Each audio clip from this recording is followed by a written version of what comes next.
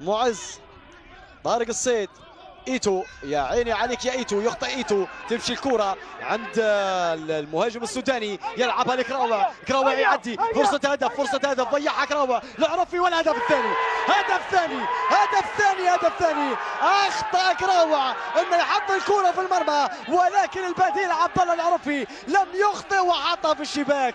الدقيقة الخامسة والسبعين تعلن عن ثاني اهداف فريق الاهلي، اهتزت شباك فريق المدينة لثاني مرة، وهذه المرة بأقدام العرفي وبذكاء طارق جراية. إذا هدف ثاني أهلاوي، هدف ثاني للأهلي العاصمي عن طريق عبد الله العرفي. هذه الكرة اللي أخطأ فيها مهند إيتو، كمل اللاعب السوداني طيفور، سلمها لكراوع، مش عوايدك يا كراوع، مش عوايدك، وصلت الكرة لعبد الله العرفي اللي حطها في المرمى. هدف ثاني، هذه الكرة، هذه الكرة، الربلي الربلي، هذه الكرة وصلت للعرفي، حبت العرفي والعرفي ما زعلهاش وحطها في المرمى.